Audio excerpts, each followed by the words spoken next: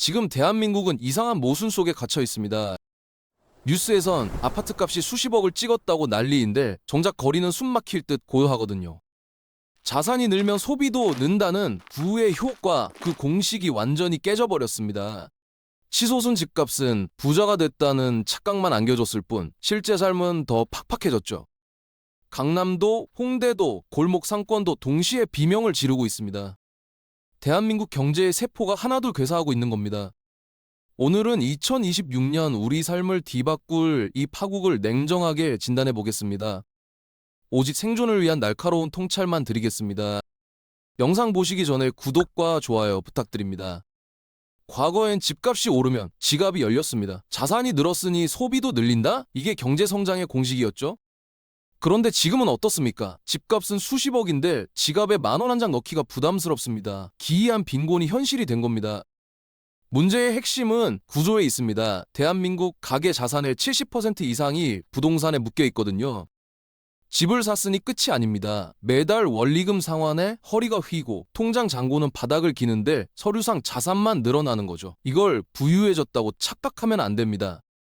40대 이 과장을 예로 들어보겠습니다. 작년에 9억짜리 아파트를 영끌에서 샀습니다. 자산가가 됐다고 좋아했죠. 그런데 현실은요, 매달 이자만 280만 원입니다. 맞벌이 소득의 절반이 은행으로 빠져나가고 있어요. 외식은 꿈도 못 꾸고 아이 학원비 하나 줄일까 매일 고민합니다. 주말에 가족 외식 한번 하려면 10만 원은 기본인데 그 돈이면 일주일치 10비거든요. 결국 마트 할인 시간만 기다리다 하루가 끝납니다. 이 과장만의 이야기가 아닙니다. 1990년대 일본이 똑같았거든요. 부동산 불패 신화에 취해 있다가 거품이 꺼지자 잃어버린 30년에 갇혀버렸죠. 그때 일본 가계도 자산의 대부분이 부동산이었습니다. 집값이 반토막 나자 소비가 얼어붙었고 경기 침체가 세대를 넘겨 이어졌죠. 소득 성장 없이 빚으로 쌓아올린 자산의 탑, 이게 실물 경제를 집어삼키는 순간 우리도 그 터널에 들어가게 됩니다. 지금 우리가 서 있는 곳이 바로 그 입구입니다. 영혼까지 끌어모아 내 집을 마련한 3040 세대, 이들이 지금 어떻게 살고 있는지 아십니까? 매달 통장에 월급이 들어오면 가장 먼저 빠져나가는 게 대출 이자입니다. 남은 돈으로 한 달을 버텨야 하는데 물가는 천정부지로 뛰었죠. 35살 김대리 이야기를 해보겠습니다. 신혼 때 무리해서 6억짜리 아파트를 샀습니다. 당시엔 저금리라 이자가 감당할 만했거든요. 그런데 금리가 오르면서 상황이 완전히 달라졌습니다. 월 상환액이 80만 원에서 180만 원으로 2배 넘게 뛰어버렸어요. 아내와 맞벌이를 해도 빠듯합니다. 점심은 편의점 삼각김밥으로 때우고 저녁 약속은 다 거절하죠. 예전엔 퇴근 후 동료들과 치킨에 맥주 한잔 하는 게 낙이었는데 이젠 그 3만 원이 아깝습니다. 주말에 아이 데리고 외식 한번 하는 게 한 달에 한 번 있을까 말까예요.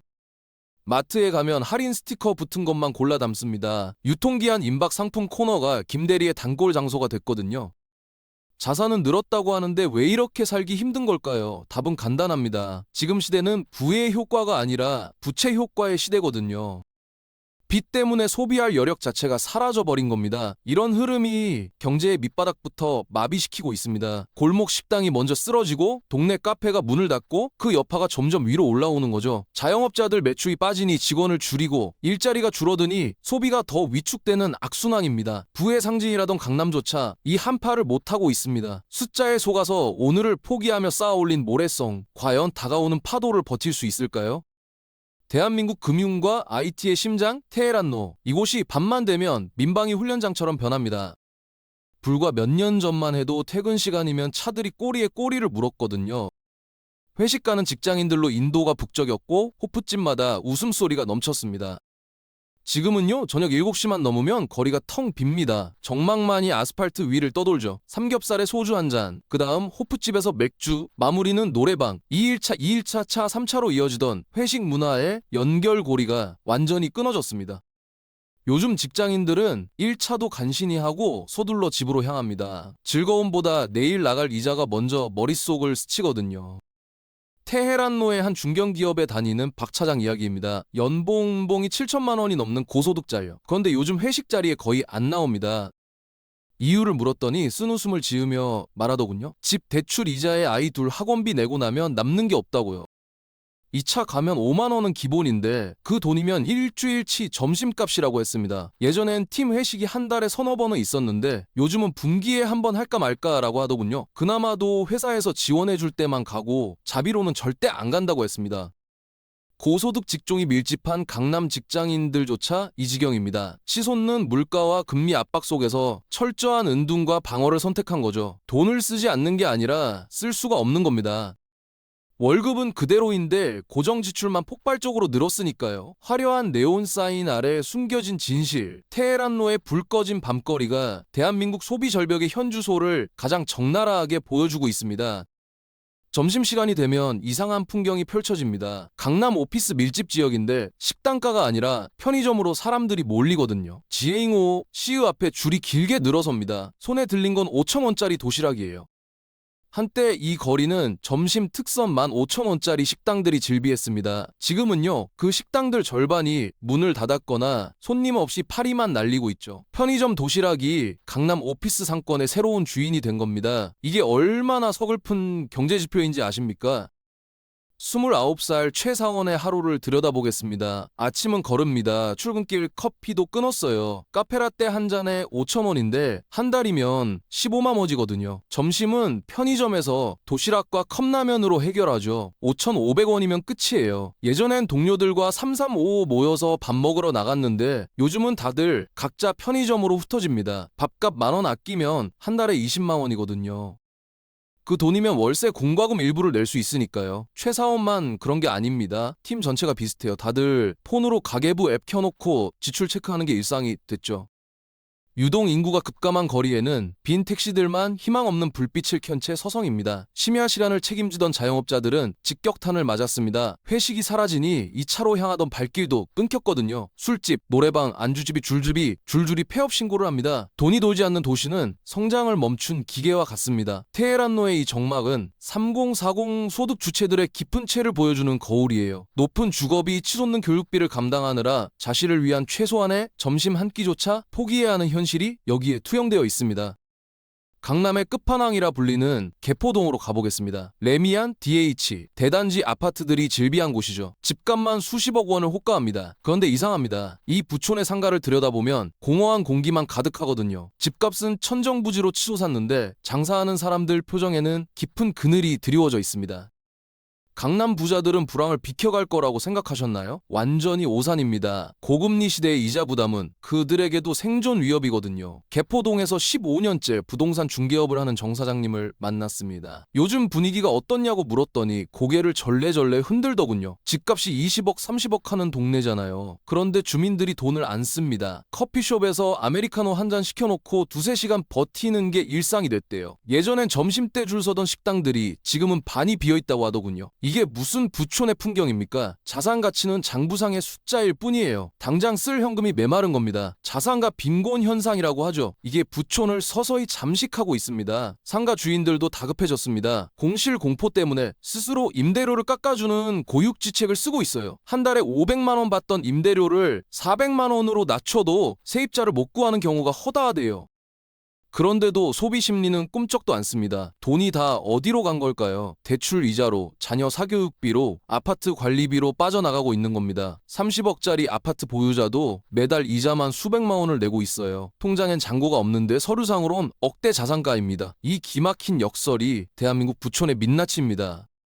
개포동 대단지 아파트 입구에서 치킨집을 운영하는 한 사장님을 만났습니다. 이 위치면 대박 아니냐고요. 저도 그렇게 생각했습니다. 수천 세대가 사는 아파트 단지의 유일한 치킨집이거든요. 그런데 현실은 정반대였습니다. 매출이 반토막 났대요. 장사가 왜 이렇게 안 되냐고 물었더니 한숨부터 내쉬더군요. 주민들이 배달시켜 먹는 것조차 부담스러워한다는 겁니다.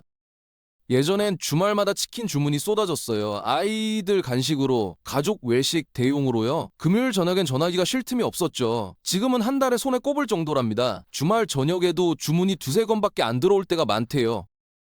더 충격적인 이야기가 있습니다. 집주인이 임대료를 20%나 낮춰주겠다고 제안했대요. 월 300만 원에서 240만 원으로요. 파격적인 조건이죠. 그런데도 이 사장님은 폐업을 심각하게 고민 중입니다. 임대료가 문제가 아니거든요. 손님이 없는데 임대료를 깎아준들 무슨 소용입니까? 근본적인 해결칠 수 없는 거죠. 주민들의 소래 소득 상당 부분이 금융비용으로 증발하고 있습니다. 대출 이자, 카드값, 보험료가 월급을 집어삼키고 있어요. 실물 경제를 지탱하던 거대한 소비 엔진이 멈춰선 겁니다. 아파트 벽지 속에 숨겨진 부채의 사슬이 주민들의 소비 본능을 마비시켰습니다. 2만 원짜리 치킨 한 마리가 사치가 되어버린 세상이에요. 그 결과 상가는 욕망이 박제된 공간이 되어버렸죠. 가족 외식 한 끼조차 가계부에서 삭제해야 하는 현실. 이게 대한민국 상위 계층조차 감당하기 힘든 구조적 한계점에 도달했음을 보여주는 결정적인 증거입니다.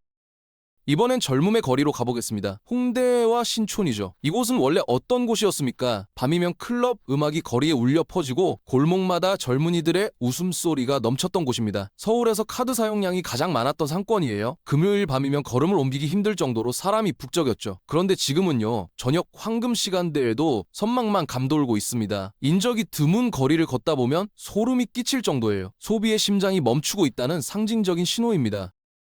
거리를 자세히 들여다보면 더 무서운 게 보입니다. 아르바이트 구인 광고가 사라졌어요. 예전엔 가게마다 알바 구한다는 종이가 붙어 있었거든요. 그 자리를 뭐가 채우고 있는지 아십니까? 차가운 키오스크와 무인 기계입니다. 사람 대신 기계가 주문을 받고 결제를 처리하죠. 인건비를 감당과 못해태선 무인화인데 이게 악순환을 불러왔습니다. 청년들의 일자리가 사라지니 소득이 줄고, 소득이 줄으니 소비력이 떨어지고, 소비력이 떨어지니 가게 매출이 빠지는 거죠. 사장도 알바생도 모두 피해자가 된 겁니다. 신촌대학가 학생들의 발길도 바뀌었습니다.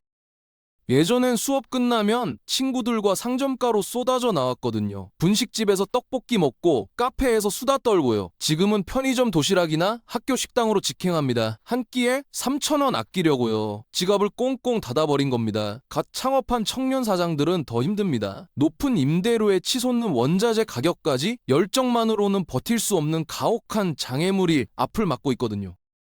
홍대에서 14년을 버틴 베테랑 사장님이 있습니다. 작은 이자카야를 운영하시는 분이에요. 14년이면 얼마나 긴 세월입니까? IMF도 겪고 금융위기도 넘기고 그 자리에서 온갖 풍파를 다 겪으며 살아남은 분이죠. 그런데 지금 이분이 눈물을 글썽이며 말씀하시더군요. 평생 일군 삶의 터전이 뿌리째 뽑혀나가는 기분이라고요. 코로나 시기에도 버텼습니다. 그때는 그래도 희망이 있었거든요. 재난지원금이 들어왔고 저금리 대출을 받을 수 있었습니다. 정부에서 임대료 유예도 해줬죠.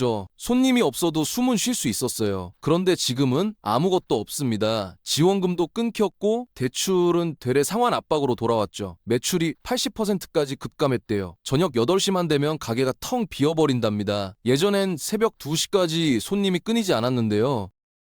주말이면 웨이팅까지 있던 가게였습니다. 이건 더 이상 사업으로서 기능하지 않는 겁니다. 상황은 더 처참하게 흘러갔습니다. 가게를 유지하려고 대출을 받았어요. 한 번, 두 번, 세 번. 빚이 눈덩이처럼 불어났죠. 그래도 안 되니까 결국 가족의 집까지 팔아서 쏟아부었대요. 부모님이 평생 모아 마련한 작은 아파트였습니다. 그 돈마저도 바닥이 보이기 시작했죠.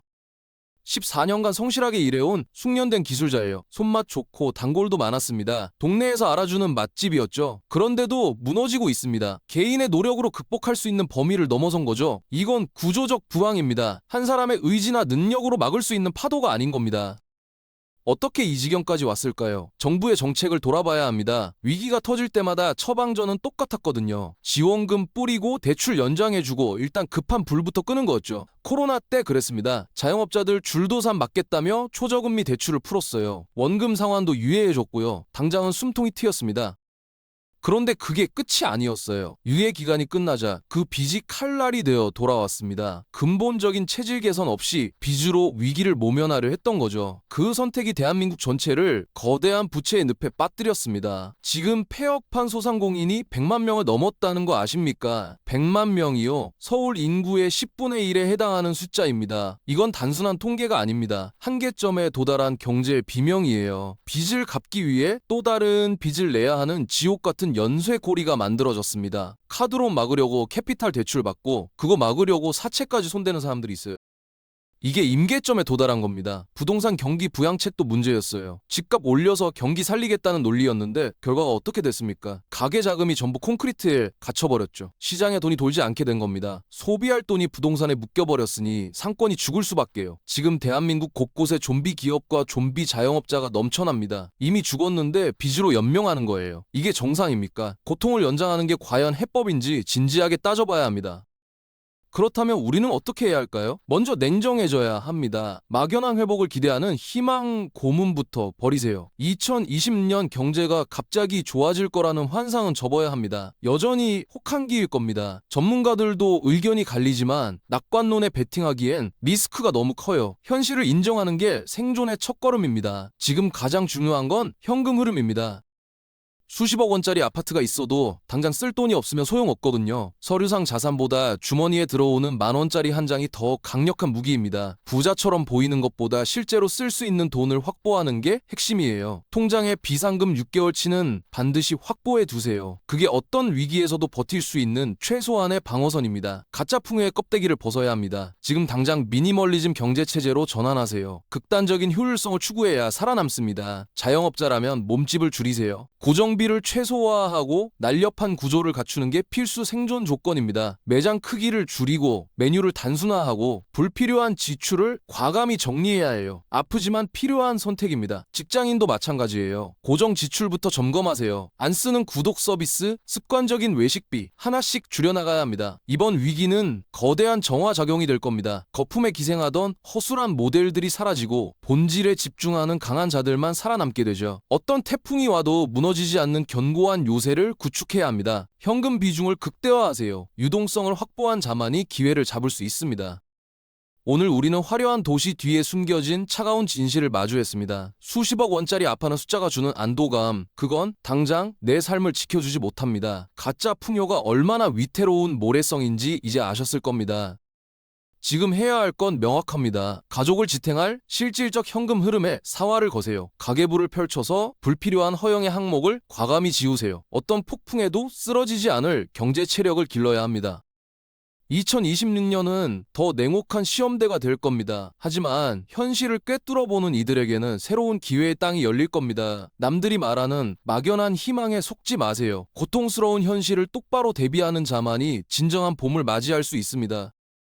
오늘 영상이 도움이 되셨다면 구독과 좋아요로 함께 해주세요. 다음 영상에서 더 중요한 경제 이야기로 찾아오겠습니다. 시청해주셔서 감사합니다.